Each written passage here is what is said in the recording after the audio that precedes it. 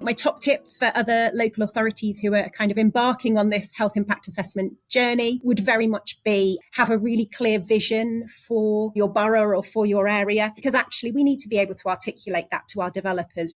Developers should also drill down into the locality that they're going to be in. And so we have a table setting out using 12 criteria, the key issues in those particular wards. So if a ward has issues with air pollution, and a developer will be able to spot that and then tailor their health impact assessment to try and improve that particular criteria. It need not even cost much money. A lot of the things we're suggesting are just good practice, really, and just thinking about how you connect your development into its surroundings.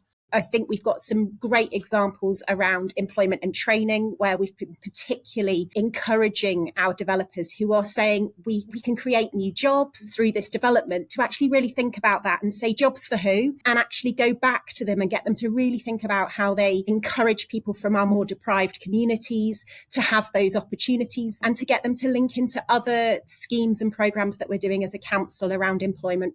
My key message really would be to the development industry that we don't want health impact assessments to be just another burden, another bit of red tape that you have to produce.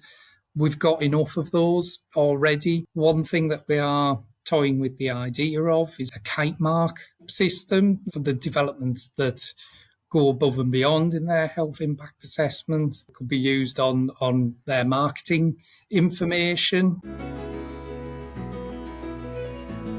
Recently had an experience where I had a developer pushing me to allow them to turn some houses round to be able to squeeze in an extra 2. And it would have resulted in all the gardens backing onto a main road and all facing north. The developer didn't consider that to be a problem.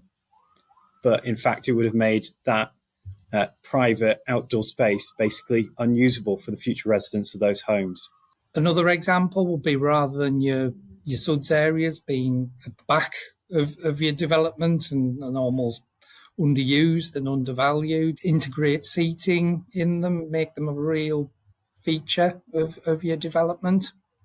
And I looked at a cul-de-sac that perfectly illustrates the point of it is connected to a cycle route to the south, but the local shop is to the north of the cul-de-sac. So anyone actually wanting to go to that shop, instead of travelling 0.8 kilometres, will have to travel pretty much double the distance just to go to the shop, because the connection to that cul-de-sac is on the south side rather than on the north.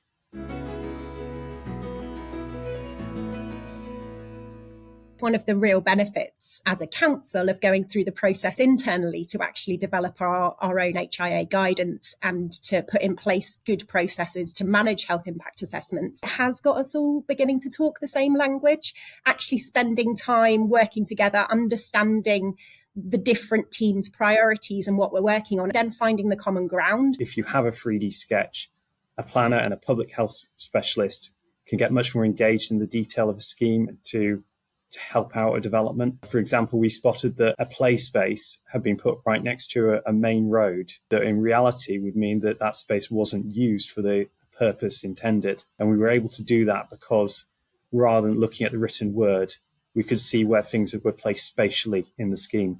I think the other thing that is really helpful is engaging with national experts on this. There are people who are able to bridge both the planning world and the public health world and bring their expertise to the table. And that really helped us in Darlington because they were able to help us quality assure our guidance and also ask some of the really challenging questions about our guidance and what we were trying to achieve.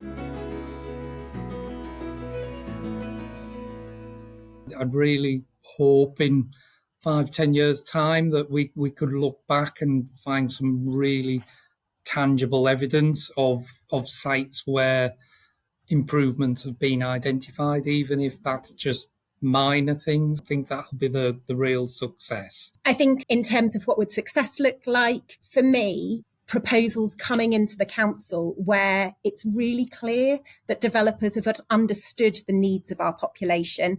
They have really thought about how they can contribute to improving population health and well-being.